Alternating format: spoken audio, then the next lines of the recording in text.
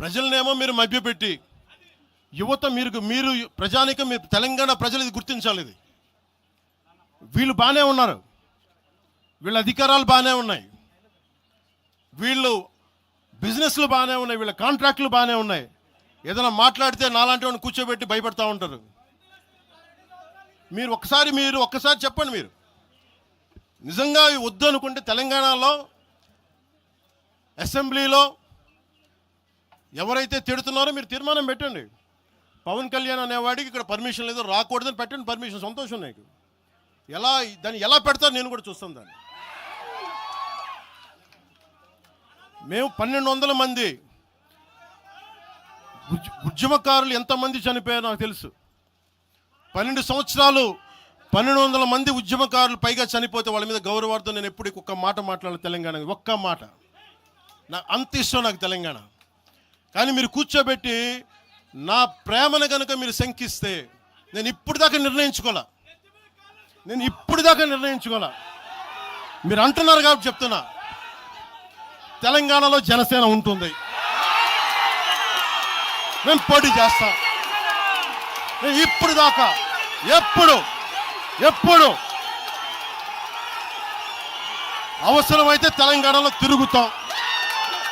నేనే తిరుగుతా, మేమే తిరుగుతాం.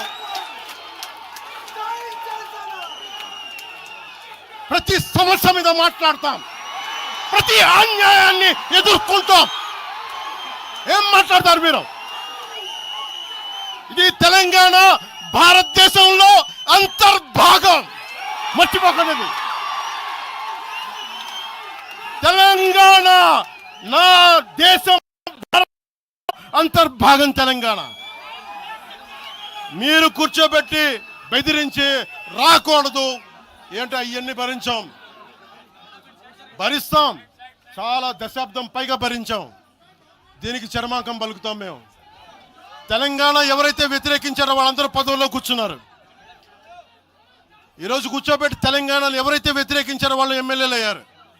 ఒక్క మాట మాట్లాడలా, కిక్కురు మనకుండా కూర్చున్న 12 సంవత్సరాలు. మా నాయకుల్ని పేరు పేరుని అడగండి, ఒక్కొక్కరిని అడగండి, ఇంటర్వ్యూలు తీసుకోండి.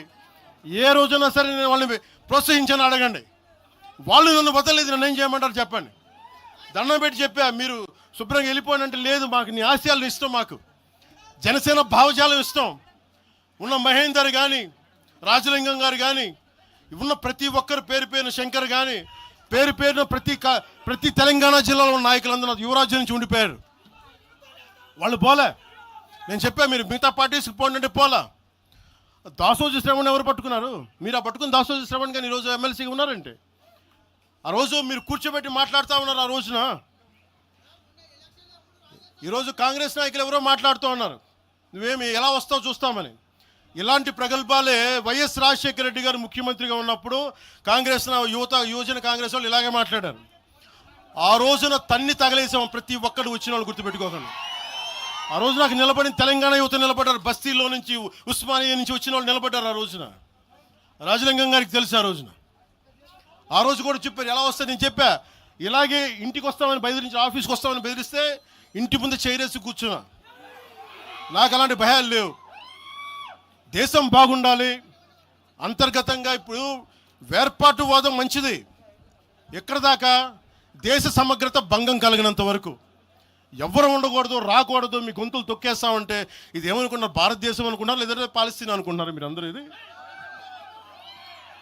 భారతదేశం, పాకిస్తాన్. మీ ఇష్టానికి రాకూడదు, మీ ఇష్టానికి ఏమనుకుంటారా మీరంతా? నా దేశం, నేను ఎక్కడైనా అడుగు పెడతా, నాకు రాజ్యాంగ పరంగా కల్పించిన హక్కు ఇది. ఇప్పుడు కాంగ్రెస్ నాయకులకు ఒకటే చెప్తున్నా, రాహుల్ గాంధీ గారు కానీ ప్రియాంక గాంధీ గారి దక్షిణ భారతంలోకి వచ్చి వైనాడులో పోటీ చేయొచ్చు. ఇందిరాగాంధీ గారేమో మెదక్లో పోటీ చేయొచ్చు. పివి నరసింహారావు గారిని ఎక్కడి నుంచి గెలిపించారు? తెలంగాణలో ఆయన ఓడగొడతారనే కదా ఆయన ఆ రోజున కొంచెం నంద్యాల పార్లమెంట్ నుంచి గెలిపించింది, ఆంధ్ర ప్రజలు కాదా గెలిపించింది. అప్పుడు ఆ రోజు తెలంగాణ నాయకుడిని చూసారా, మన నాయకుడిని చూసారా? ఆ రోజున ఏం బెదిరిస్తారా మీరందరూ కూర్చోబెట్టి? కాంగ్రెస్, మీరు చెప్పే వైసీపీ కాంగ్రెస్ నాయకులు, నేను దగ్గరుంటున్నా మంగళగిరి దగ్గర ఇప్పటం అనే గ్రామంలో కాంగ్రెస్ దిమ్మల్ని కూలిస్తే మీ కాంగ్రెస్ దిమ్మలకి నేను కూర్చోబెట్టి ఆ రోజు మాట్లాడింది, నేను తిరిగి దిమ్మల్ని కూర్చోబెట్టి నిలబెట్టింది మేము మీ కాంగ్రెస్ దిమ్మల్ని. మీరు కూర్చోబెట్టి మమ్మల్ని గురించి మాట్లాడతారా? అసలు కాంగ్రెస్ పార్టీ అనే దానికి ఒక పద్ధతి ఉందా? మీరు ప్రాంతీయవాదమా? కాంగ్రెస్ పార్టీ రాహుల్ గాంధీ కానీ, ఇంక్లూడింగ్ శ్రీమతి ప్రియాంక గాంధీ కానీ, I hope you would respond. I expect Mr. Rahul Gandhi and Ms. Priyanka Gandhi to respond on this. Your leaders, your so-called national party, you're behaving like your Congress leaders are few Congress leaders, behaving like separatists. And Meeru, again you want to come into Andhra Pradesh and your Congress has to be there. You wanted to be there. What a contradiction. What a hypocrisy. Yemi hypocrisy meeku. ఎక్కడికి పోతాం? ఈ లెక్కలు అసలు భారతదేశంలో ఎవడైనా ప్రతి రాష్ట్రానికి వెళ్ళిన పాస్పోర్ట్లు తీసుకొని పోవాలా? ఎక్కడికి పోతున్నారు? అందరూ కూర్చోబెట్టి ఏం మాట్లాడతారు? అంతా మేధావులందరూ కూర్చొని పాసం యాదగిరి గారు ఉన్నారు. ఆయనంటే నాకు చాలా ఇష్టం, నాకు ఆయనంటే గౌరవం. ఆయనంటే ఇదే ఇంట్లో ఆయన కూర్చోబెట్టి ఒక 2-3 గంటలు మాట్లాడాను ఆయనతోటి, పాసం యాదగిరి గారితో. ఆయన వల్లే, ఆయన మాటల్లోనే వచ్చింది మాకు దామోదరం సంజీవయ్య గారి గురించి.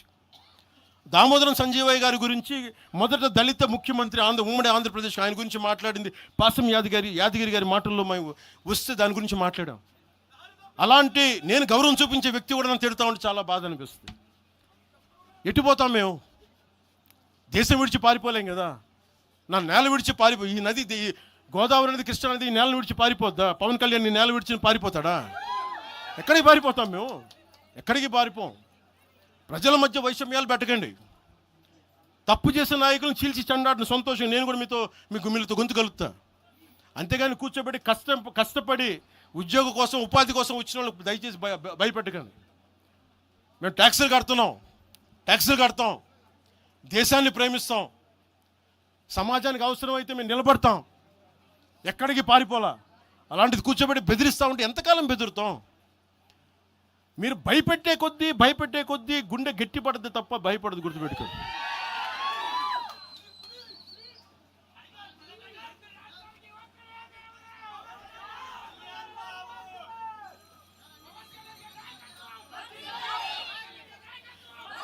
ఈరోజున తెలంగాణ ఇవన్నీ డైవర్సివ్ టాక్టిక్స్.